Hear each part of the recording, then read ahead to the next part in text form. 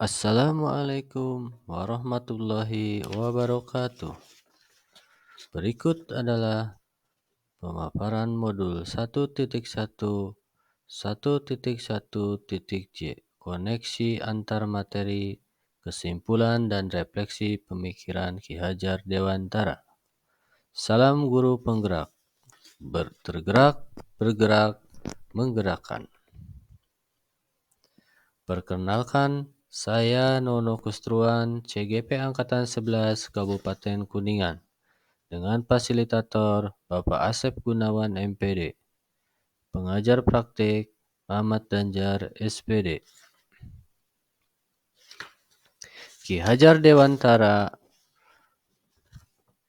adalah seorang tokoh aktivis pergerakan kemerdekaan Indonesia, guru bangsa, politisi, dan pelopor pendidikan bagi kaum pribumi Indonesia dari zaman penjajahan Belanda.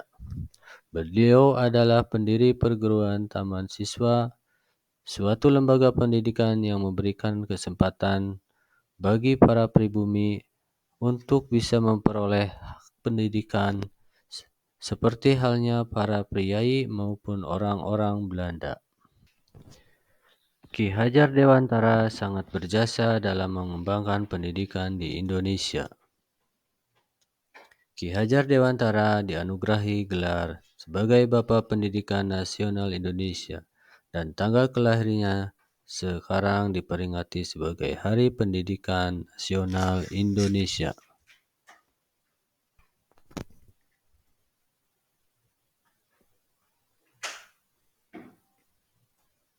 Berikut kesimpulan dan refleksi modul 1.1. Apa yang Anda percaya tentang murid dan pembelajaran di kelas sebelum Anda mempelajari modul 1.1? 1. Anak hanya sebagai kertas putih,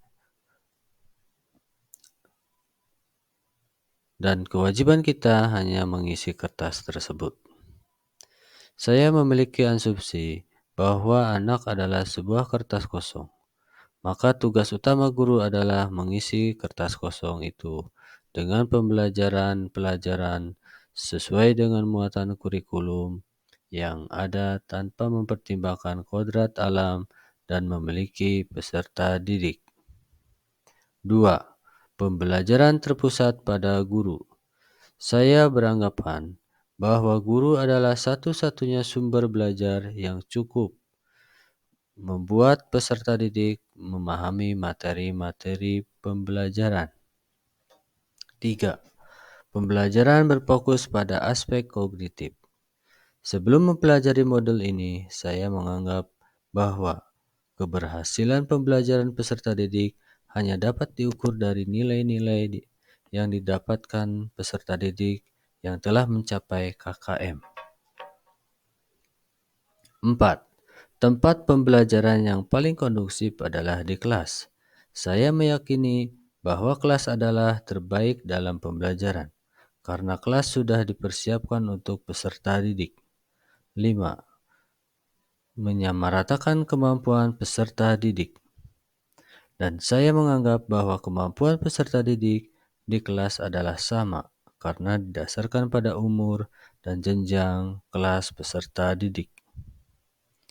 Apa yang berubah dari pemikiran atau perilaku Anda setelah mempelajari modul ini? 1. Pendidikan adalah proses menuntun peserta didik mencapai keselamatan dan kebahagiaan setinggi-tingginya. Pendidikan adalah sebagai persemaian benih-benih kebudayaan dalam masyarakat. Pendidikan dapat menjadi ruang berlatih dan bertumbuhnya nilai-nilai kemanusiaan yang dapat diteruskan untuk atau diwariskan. Dalam proses menuntun, guru sebagai pamong dapat memberikan tuntunan agar anak dapat menemukan kemerdekaannya dalam belajar. 2. Pembelajaran berpusat pada peserta didik.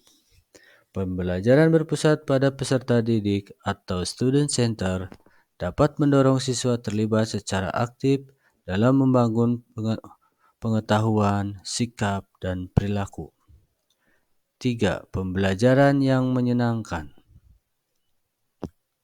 Pembelajaran yang menyenangkan bertujuan menciptakan suasana yang membebaskan siswa untuk berani mencoba, bertindak, bertanya, dan mengemukakan pendapat.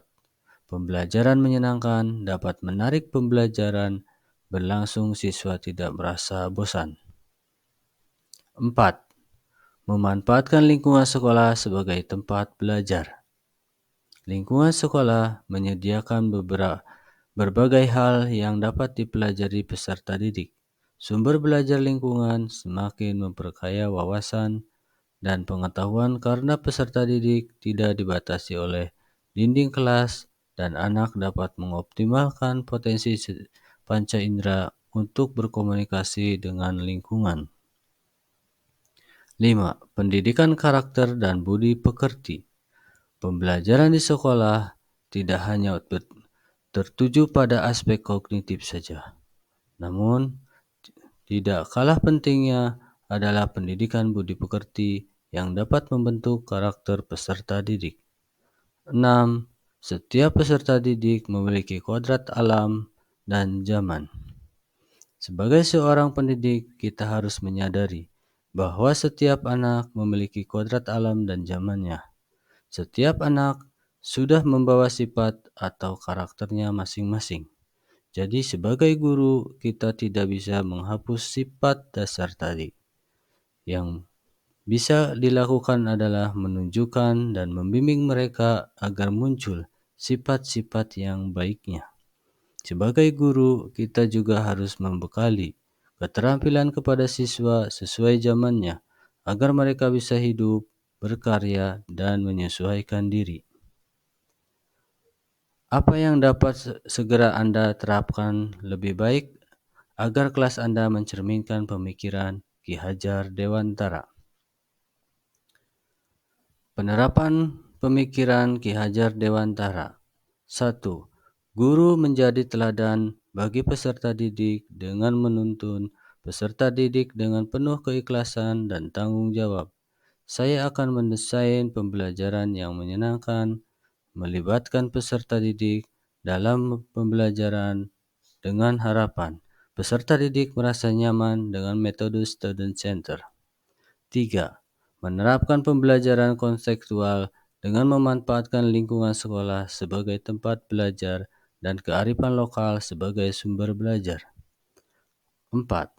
Menerapkan pembelajaran abad 21 dengan mendorong peserta didik berpikir kreatif, inovatif, dan berinisiatif.